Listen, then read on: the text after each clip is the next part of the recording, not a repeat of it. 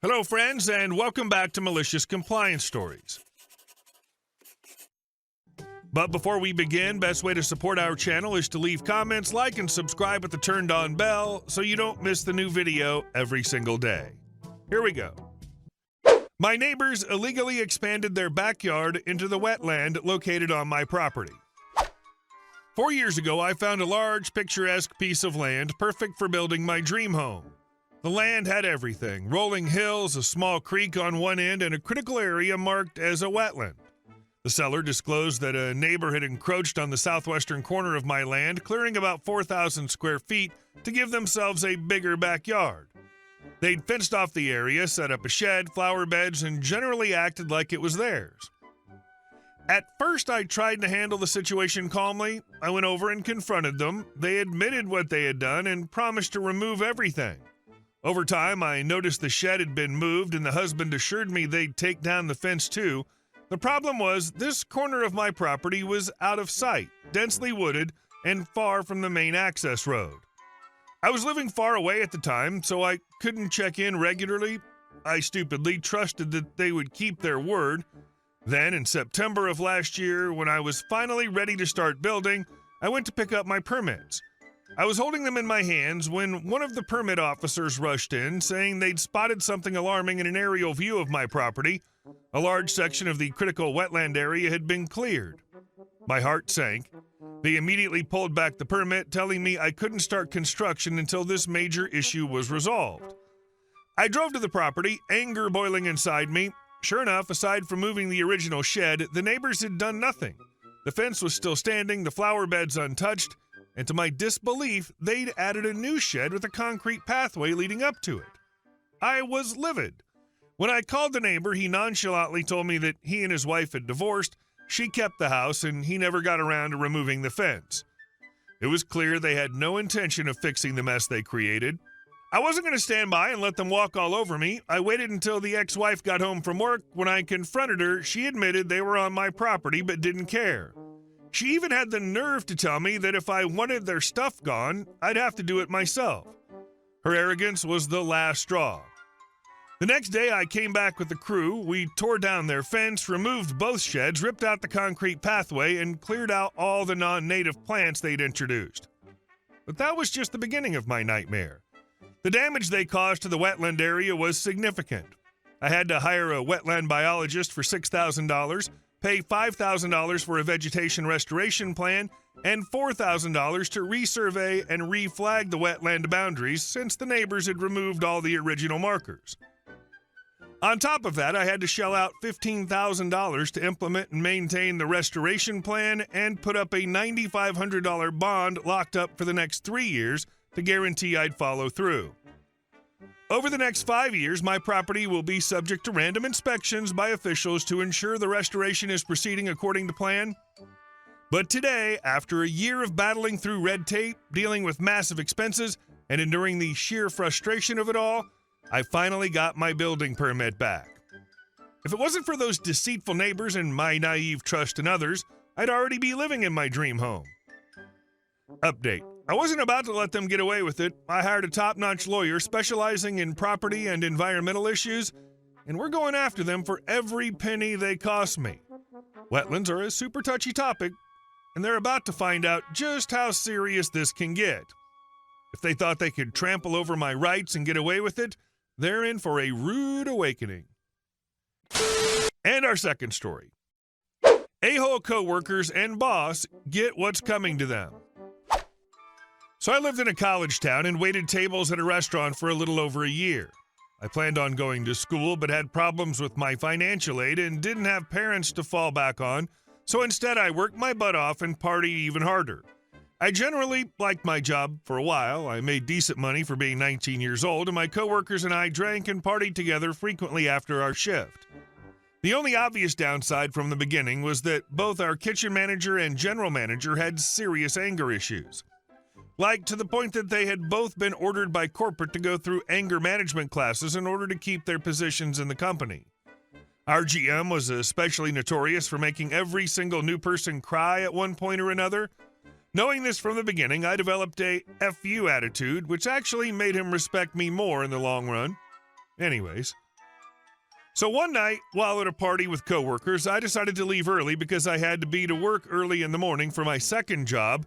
I left my roommate there, who I learned later had gotten drunk and fooled around with one of the cooks that I worked with. The only problem was he had a girlfriend, whom also worked at the restaurant. Oh, and she had recently been promoted to management? Great. Word quickly spread about my whorish roommate with the other waitress, and since none of them could directly take it out on my roommate, I became the target. There was officially a target on my back, and nearly every one of my coworkers went out of their way to make my job a living hell, because apparently, despite my absence, I was single-handedly responsible for 2 other individuals' drunken actions, despite the cheating boyfriend involved in the whole thing. Everything was my fault. Cool. So I carried on with my FU attitude, continuing to show up to parties and gatherings despite the girls' best efforts to banish me from all social events. So one day, right before Christmas, we were especially busy and extremely short-staffed. Being a college town, everyone had went home for the holidays, and whoever hadn't left was scheduled to work all day. Our bartender for the day and night shift called in as well, so our angry GM had no choice but to step in as bartender during an extremely busy lunch shift. We got our butts handed to us sideways. To make matters worse, our manager decided that making the servers' drinks were not a priority and made his bar guests his main focus. As servers, we were also not allowed to get behind the bar to get our own drinks. I had multiple tables walk out because they were within earshot of my manager telling me to F off when I told him my tables now had their entrees before their cocktails, and he then bitched me out when he had to comp their entire checks.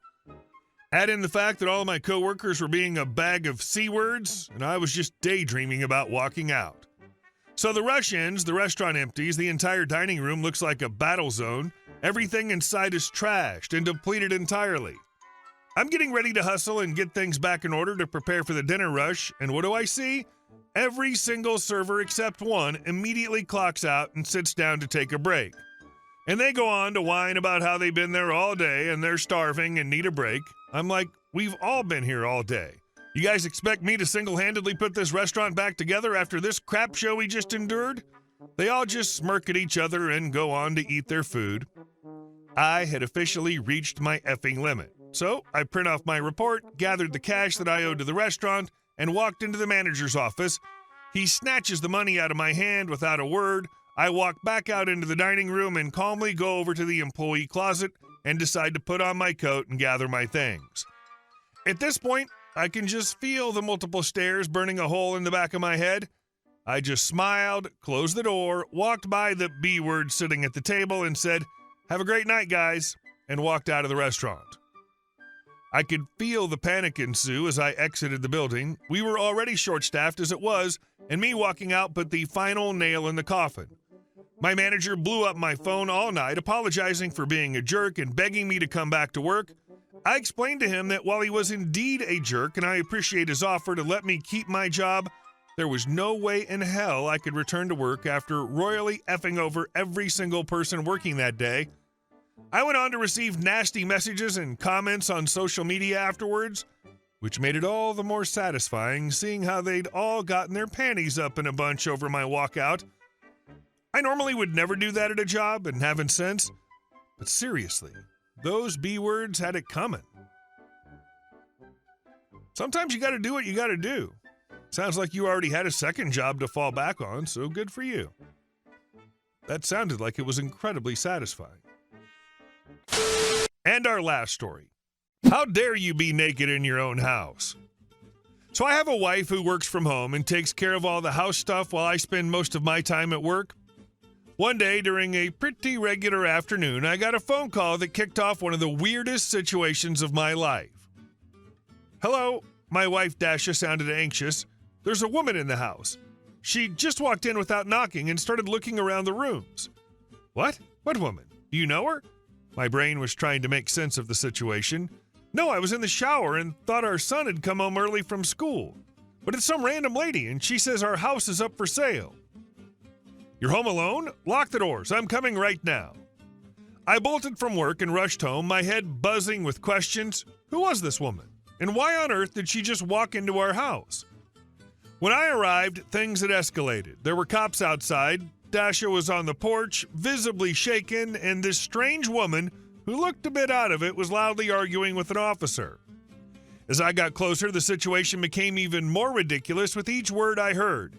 She attacked me. The woman, who we'll call Karen, because of course, was shouting, "I came to check out the house for a listing, and this crazy naked psycho attacked me."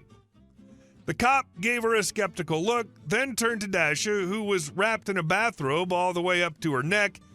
She must have bolted out of the shower as soon as she heard someone walking around.